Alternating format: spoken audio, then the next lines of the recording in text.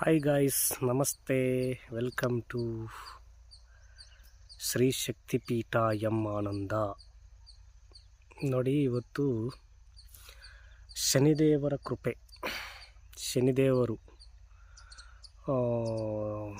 ಅವರು ಎಲ್ಲರೂ ಅಂದ್ಕೊತಾ ಇರ್ತಾರೆ, ಸರಿ ಇಲ್ಲ, ಕೆಟ್ಟ ದೃಷ್ಟಿಯಿಂದ ನೋಡ್ತಾರೆ, ಅವರನ್ನು ದೂರ ಇಟ್ಕೋಬೇಕು ಅಂತ. ಅದೆಲ್ಲ ನಾವು ಥಿಂಕ್ ಮಾಡೋದು ತುಂಬ ತಪ್ಪು ಕಣ್ರಿ. ಯಾಕಂದರೆ ಅವನು ಕರ್ಮಫಲದಾತ, ಅವನೇ ಕರೆಕ್ಟ್. ಇವತ್ತು ಬೇರೆ ದೇವರಾಗಿರ್ಬೋದು, ಬೇರೆ ಮನುಷ್ಯರಾಗಿರ್ಬೋದು, ಬೇರೆ ಯಾರೇ ಆಗಿರ್ಬೋದು, ಸಿಹಿ ಮಾತುಗಳು ಹೇಳಿಬಿಟ್ಟು ಸಿಹಿ ಹಾಗೆ ಒಂದೇ ಸರಿ ಕತ್ತನ್ನು ಕೊಯ್ತಾರೆ. ಬಟ್ ಆ ಥರ ಅಲ್ಲ ನಮ್ಮ ಶನಿ ಮಹಾತ್ಮರು. ಯಾವ ಥರ ಅಂತಂದರೆ, ತಪ್ಪು ಮಾಡಿದರೆ ಅವನು ಯಾವನೇ ಆಗಿರ್ಬೋದು, ಅವನು ಆ ತಪ್ಪಿಗೆ ಕರ್ಮ ಫಲನ ಅನುಭವಿಸಲೇಬೇಕು ಅಂಥೇಳಿ ಅವನದೊಂದು ನೀತಿ ಧರ್ಮ ಅವನೊಂದು ದಾರಿಯಲ್ಲಿ ಹೋಗ್ತಾ ಇರ್ತಾನೆ. ಶನಿದೇವರು ಅಂತಂದರೆ ಎಲ್ಲರೂ ದೂರ ಮಾಡ್ಕೊತಾರೆ. ನನ್ನ ಪ್ರಕಾರ ಶನಿದೇವ್ರನ್ನ ದೂರ ಮಾಡೋಕ್ಕಿಂತ ಶನಿದೇವರೇ ನನ್ನ ಹತ್ರನೇ ಇರಪ್ಪ ಅಂತ ಕೇಳ್ಕೊಳ್ಳೋದು ತುಂಬ ಬೆಸ್ಟ್. ಯಾಕಂದರೆ ಅವನು ನಮ್ಮ ಜೊತೆಗಿದ್ದರೆ ತಪ್ಪು ಮಾಡಲ್ಲ. ನಾವು ತಪ್ಪು ಮಾಡೋಕ್ಕೆ ಮನಸ್ಸಲ್ಲಿ ಒಂದು ಸ್ವಲ್ಪ ಸಂಕೋಚ. ಯಾಕಂತಂದರೆ ನಾನು ತಪ್ಪು ಮಾಡಿದ್ರೆ ಏನಾಗುತ್ತೋ, ನಮ್ಮಪ್ಪ ನನ್ನ ಹಿಂದುಗಡೆ ಇದ್ದಾನೆ ಅನ್ನೋ ಭಯ ನಮಗೆ ಉಂಟಾಗುತ್ತೆ. ಅದಕ್ಕೆ ತಪ್ಪು ಕೆಲಸಗಳು ಯಾವೇ ಆಗಿರ್ಬೋದು ಮಾಡೋಕ್ಕೆ ಹೋಗಲ್ಲ. ಎಂಥದೇ ಆಗಿರ್ಬೋದು ಮಾಡೋಕ್ಕೆ ಹೋಗಲ್ಲ ನಾವು. ಹಾಗೆ ಅವನು ಒಂದು ನೀತಿ ಧರ್ಮದಲ್ಲಿ ಅವನು ಪಾಲನೆ ಮಾಡ್ಕೊಂಬರ್ತಾ ಇರ್ತಾನೆ.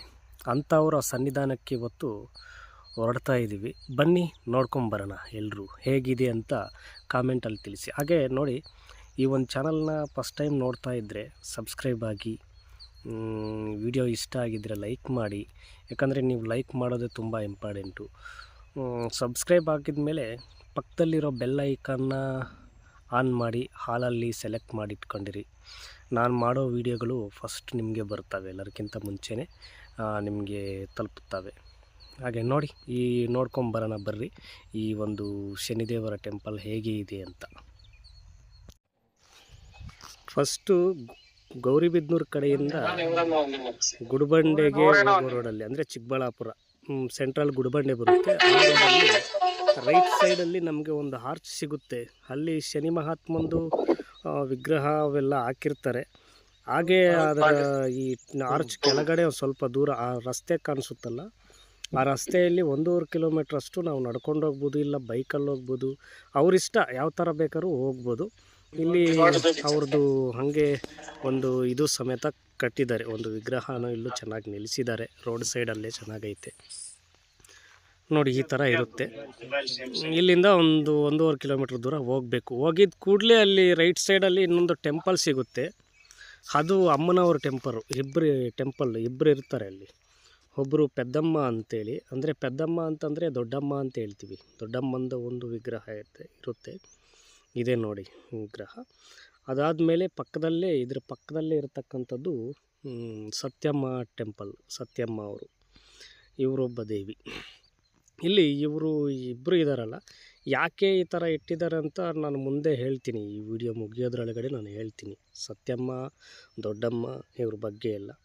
ಹಾಗೆ ಇಲ್ಲಿಂದ ಒಂದು ಸ್ವಲ್ಪ 20-30 ಮೀಟ್ರ್ ದೂರದಷ್ಟು, ಯಾಕಂದರೆ ಇಲ್ಲಿ ಹಾಕಿದ್ದಾರೆ ಬೇಲಿನ, ಬಗ್ಗಿ ದೂರ ಬಿಟ್ಟು ಹೋಗಬೇಕಾಗುತ್ತೆ.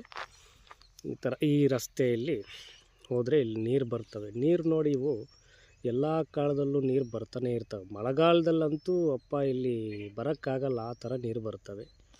ಹಾಗೆ ನಂದಿ, ಶಿವಲಿಂಗಗಳು ಇವು ಈ ನಡುವೆ ಆಗಿರ್ತಕ್ಕಂಥವು. ಇವೆಲ್ಲ ಸೇರಿ ಸುಮಾರು 8-9 ವರ್ಷಗಳಿಂದ ಈ ಕಡೆ ಮಾಡಿರ್ತಕ್ಕಂಥವು ಇವು. ಆಮೇಲೆ ಇದರಿಂದ ಸ್ವಲ್ಪ ಮುಂದೆ ಹೋದರೆ ಲಕ್ಷ್ಮೀ ನರಸಿಂಹಸ್ವಾಮಿ ಟೆಂಪಲ್ಲು.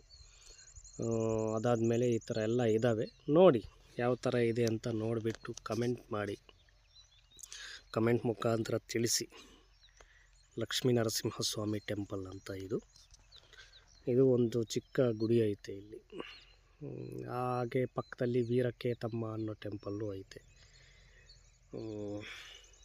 ಇವೆಲ್ಲ ಪುರಾತನ ಕಾಲದ ದೇವಸ್ಥಾನ. ಇದು ಸುಮಾರಾಗಿ ಈಗ ನನಗೆ 34 ವರ್ಷ ನಡೀತೈತೆ.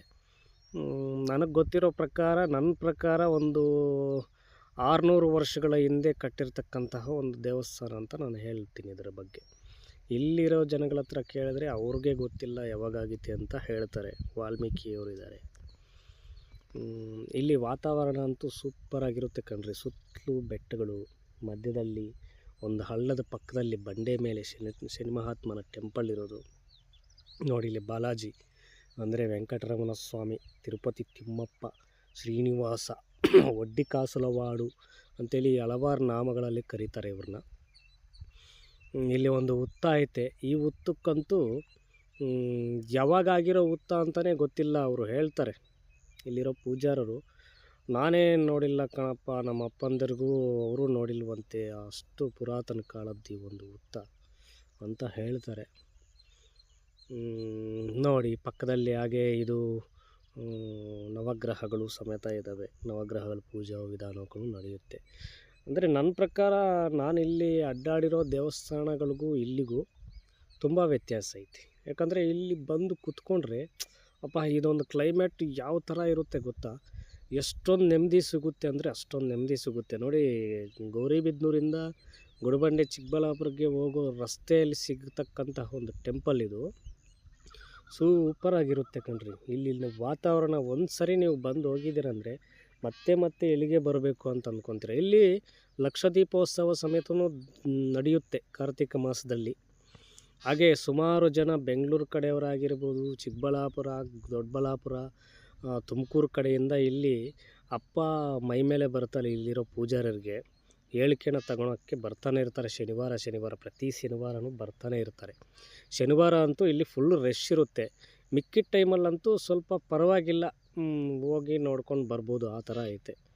ಇಲ್ಲಿನ ವಾತಾವರಣ ಅಂತೂ ಸೂಪರಾಗೈತೆ. ಆಲದ ಮರಗಳು ನೋಡ್ಬೋದು, ಸುತ್ತಲೂ ಬೆಟ್ಟ ಗುಡ್ಡಗಳು ನೋಡ್ಬೋದು. ಇಲ್ಲಿ ಇರೋ ಪ್ರದೇಶ ಅಂತೂ ಸಖತ್ತಾಗೈತೆ ಕಣ್ರಿ. ಬಂದು ನೋಡಿ, ಟ್ರೈ ಮಾಡಿ ಯಾವ ಥರ ಇದೆ ಅಂತ ನಿಮಗೂ ಅರ್ಥ ಆಗುತ್ತೆ. ನಾನು ಹೇಳೋದು ಕೇಳೋಕ್ಕಿಂತ ನೀವು ಒಂದು ಸರಿ ಅನುಭವ ಮಾಡಿದ್ರೇ ಚೆಂದ ಅಂತ ಅನಿಸುತ್ತೆ ನೋಡಿ. ಮತ್ತು ದೂರದಿಂದ ಅವು ಇವು ಆಗಿರೋರು ಇಲ್ಲಿಗೆ ಬಂದರೆ ಇಲ್ಲೇ ಅವ್ರಿಗೆ ಕೆಲವು ರೂಮುಗಳನ್ನ ಕಟ್ಟಿದ್ದಾರೆ. ಆ ರೂಮುಗಳಲ್ಲಿ ಅವರು ವಾಸಿಯಾಗಿರ್ಬೋದು, ತೊಂದರೆ ಇಲ್ಲ. ಅವರೇ ದೇವ್ರ ಹೇಳಿಕೆ ಎಲ್ಲ ಕೊಡ್ತಾ ಇರ್ತಾರೆ. ಇಲ್ಲಿ ಎಲ್ಲ ಚೆನ್ನಾಗಿರುತ್ತೆ. ಬನ್ನಿ ನೋಡ್ಕೊಂಡು ಹೋಗಿ. ನೋಡಿ ಹೇಗಿದೆ ಅಂತ ಕಾಮೆಂಟ್